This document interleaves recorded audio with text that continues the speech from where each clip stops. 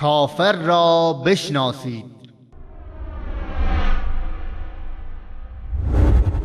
آخوند سماوی میگوید کسی که انبیا را به ائمه قیاس نماید بی تردید کافر میگردد. إذن حكم الأمثال فيما يجوز وما لا يجوز واحد. بما أن يوسف كان يقضي أكثر الحوائج وهو في السجن، كان بالإمكان لموسى بن جعفر أن يقضي هذه الحوائج. لكن يوسف، وهذه ليست مفارقة ولا مقارنة، لأنه من قاس البشر بقولنا أهل البيت فقد كفر، لأنه من قاس البشر بقولنا أهل البيت فقد كفر، مو بأهل البيت. لا لا لا، مقام أهل البيت ما فيه قياس، لا نبي ولا وصي ولا قريب ولا بعيد ولا ملك. واحنا عبرنا جبرائيل لو تقدم انمل لاحترق، واحنا عبرنا جبرائيل لو تقدم انمل لاحترق، واحنا عبرنا جبرائيل لو تقدم انمل لاحترق.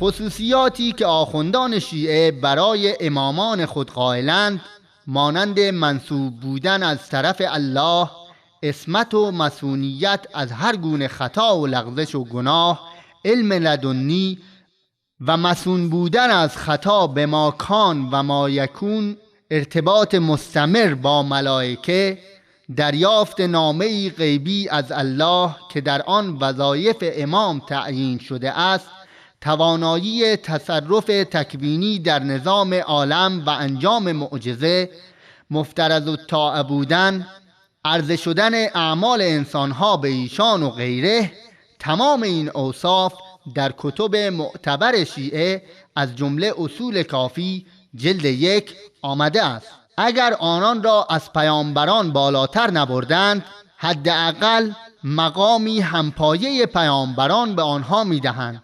گویی پیامبر اسلام صلی الله علیه و آله و سلم آخرین پیامبر نبوده، بلکه بعد از آن حضرت صلی الله علیه و آله و سلم 12 پیامبر دیگر هم آمدند و این صراحتاً با آیات قرآن و اعتقاد عموم مسلمین مبنی بر خاتمیت پیامبر اسلام صلی الله علیه و آله و سلم منافات دارد.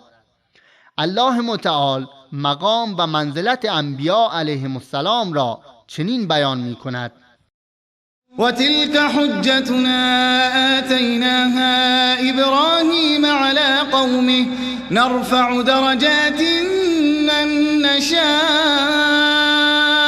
إن ربك حكيم عليم. ووهبنا له إسحاق ويعقوب كلا هدينا ونوحا هدينا من قبل ومن ذريته داود وسليمان وأيوب ويوسف وموسى وهارون وكذلك نجزي المحسنين وزكريا ويحيى وعيسى وإلياس كل من الصالحين وإسماعيل واليسع ويونس ولوطا وكلا فضلنا على العالمين.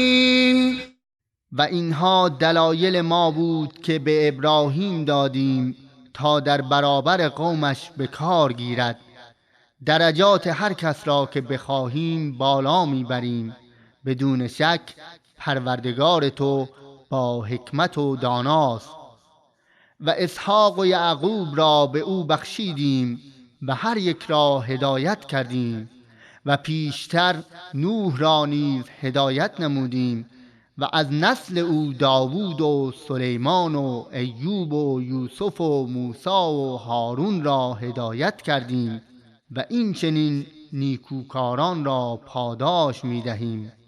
و زکریا و یحیی و الیاس را هدایت کردیم و همه آنان از صالحان بودند. و اسماعیل و یسع و یونس و لوط که جملگی را بر جهانیان برتری دادیم.